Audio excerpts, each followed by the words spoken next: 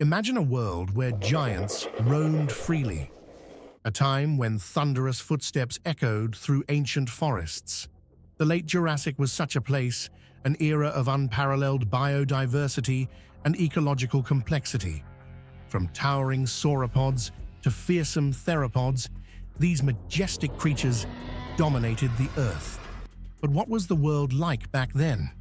How did they survive in a climate vastly different from our own? Join us as we explore the late Jurassic, a period of Earth's history that's both fascinating and terrifying. Discover the secrets of a world that existed millions of years ago, and witness the reason why you would not want to travel back in time to this era. Before we get started, hit that subscribe button and activate the notifications bell. Now let's dive into it. In the late Jurassic period, Earth's continents were vastly different. North America retained a recognizable shape but was otherwise altered. To the south, Gondwana, a massive supercontinent including South America, the Arabian Peninsula, India, Antarctica, and Australia, covered nearly 1/6 of Earth's surface, appearing as a huge landmass from space. However, Laurasia, encompassing present-day Europe, Greenland, and parts of Asia, was even more alien. Covered extensively by seas, Laurasia was fragmented into numerous islands, with Europe much closer to North America and China near Iran and Turkey, illustrating a complex and bewildering geography. On the other hand, the oceanography of the late Jurassic was relatively straightforward. Two major oceans existed: the Pacific Ocean and the Tethys Ocean. The Tethys, an ancient ocean that had been around for over 100 million years, covered the eastern hemisphere and had recently been uplifted by tectonic activity, causing higher sea levels that submerged large portions of Laurasia. Despite this, it was still smaller than the Pacific Ocean, which dominated the western hemisphere and continued to expand. The late Jurassic also marked the emerging stages of the Atlantic Ocean, which at that time resembled more of a sea, being nearly encircled by land. The Atlantic Ocean was also much warmer than it is today, with seawater temperatures averaging 32.1 degrees or 90 degrees, about 25% hotter than the present average.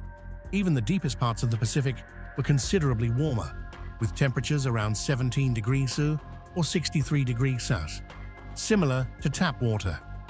This elevated warmth is attributed to the increased tectonic activity of the period, which led to active volcanoes releasing vast amounts of carbon dioxide into the oceans.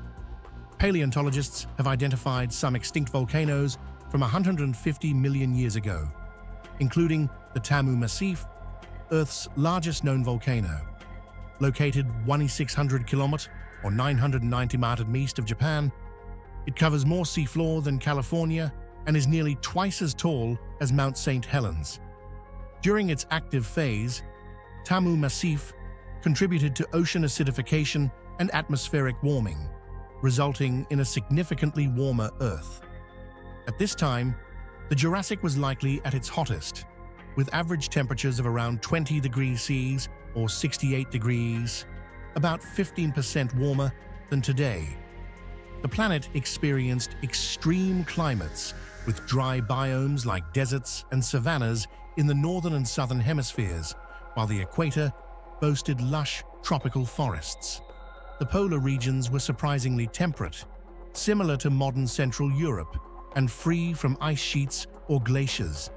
Despite the harsh conditions in many areas, life thrived, leading to unparalleled dinosaur diversification and ecosystem complexity. The Morrison Formation, spanning 13 states in North America, was a diverse ecosystem featuring arid savannas, forests, and wetlands. Over 40 dinosaur species thrived here, including at least 10 different theropods capable of hunting large prey. Unlike the later Cretaceous, dominated by tyrannosaurs, the Morrison's apex predator was the Allosaurus, known as the Lion of the Jurassic.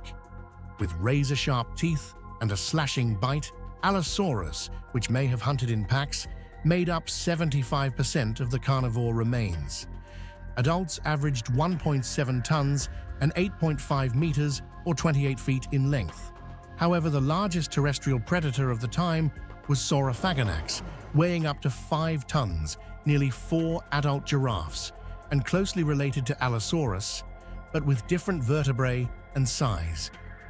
The Morrison also hosted other large predators like Carcharodontosaurus and Torvosaurus, with some weighing up to 4 tons. Smaller theropods and early Tyrannosaurus relatives were common, showcasing a competitive late Jurassic ecosystem.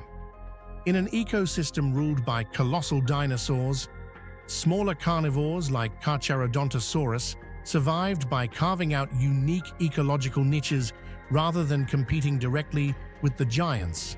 For example, Carcharodontosaurus thrived near water bodies, while the larger Allosaurus preferred open land, maintaining balance in the diverse theropod environment. However, severe droughts occasionally caused widespread violence and cannibalism among dinosaurs. Smaller predators had an advantage during these harsh periods due to their lower caloric needs, a trait also seen in smaller herbivores like Dryosaurus and Camptosaurus. Despite their size, both fed on low-lying plants and depended on speed for defense. In contrast, some herbivores, like the Stegosaurus, developed formidable defenses.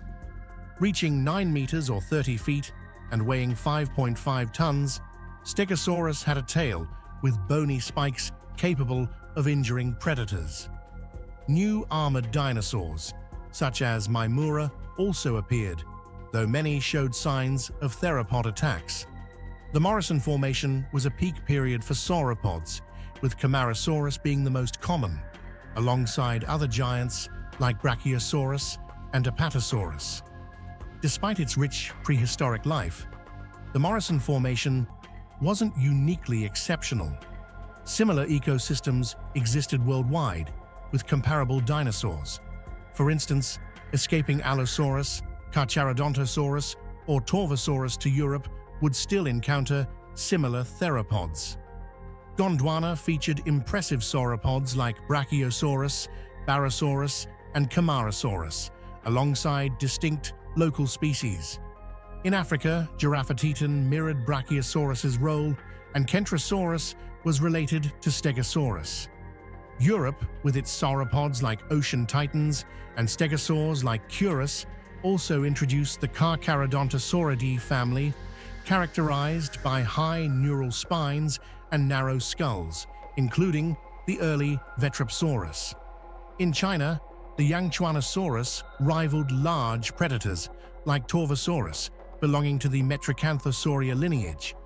Asia also had diverse dinosaurs, including Mamensaurus and Jinchanosaurus. The late Jurassic also hosted various non-dinosaurs, such as crocodiliforms. While many were small, some terrestrial crocodiles like Halap had eerie appearances, and tiny gippies fed on insects.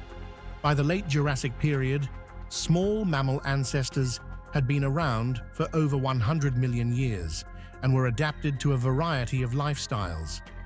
Fossils reveal that some of these early mammals could glide, climb trees, and even be semi-aquatic. Their diets were versatile. Some were herbivores, others carnivores, and some, like the omnivorous Guimarodon, likely scavenged on dinosaurs. Despite their diversity and adaptability, these early mammals were generally small, averaging no larger than a shrew, making them nearly invisible among the towering dinosaurs. In the skies, ancient pterosaurs reigned supreme.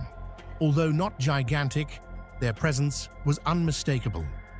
By around 80 million years ago, pterosaurs had established dominance in the air, though their fossil remains are scarce, suggesting they were not exceedingly numerous. These flying reptiles were typically found in marine and coastal environments, where they fed on fish, insects, shellfish, and carrion. The largest pterosaurs, such as Lusca from Europe, boasted impressive wingspans of about 3.6 meters or 12 feet, and may have hunted smaller pterosaurs due to their formidable size and sharp teeth. Bird-like dinosaurs also began to take flight during this period. Archaeopteryx, the earliest known dinosaur capable of powered flight, was a monumental discovery for paleontology. Though other candidates for the title of earliest flyer exist, Archaeopteryx remains crucial for understanding avian evolution. It used its flight to hunt small prey and evade predators, resembling a modern-day magpie in size. The late Jurassic oceans were home to truly formidable predators. While land creatures were remarkable, the seas were dominated by nightmarish creatures like plesiosaurs. Characterized by their flat bodies, short tails, and four flippers, plesiosaurs were found worldwide and varied greatly in size. Among them, the pliosaurs were particularly fearsome, with short necks and massive skulls filled with sharp conical teeth for hunting large prey. The renowned Liopleurodon, though extinct for 5 million years by the late Jurassic, was replaced by even more terrifying giants like Pliosaurus. Reaching lengths of up to 10 meters or around 33 feet and weighing around 5 tons, Pliosaurus could easily overpower and devour even the largest marine animals of its time, including sharks, which, while significant, paled in comparison to these colossal predators. Ichthyosaurs, once giants of the Triassic and early Jurassic, declined in size due to competition with plesiosaurs but remained effective predators in shallow seas, with some reaching 7 meters or 23 feet. The Thalassodromeus, resembling modern crocs but with flipper-like limbs and tails, was a top predator in some regions. The largest, Machimasaurus, rivaled the largest ichthyosaurs, making Earth 150 million years ago particularly perilous for time travelers. Thanks for joining us on this thrilling journey back to the late Jurassic period, where colossal dinosaurs and fearsome marine predators ruled the Earth. If you enjoyed exploring this ancient world, make sure to hit subscribe and activate the notifications bell to stay updated on our latest content. Leave your thoughts and questions in the comments below. We'd love to hear from you. Until next time, keep your curiosity alive and continue exploring.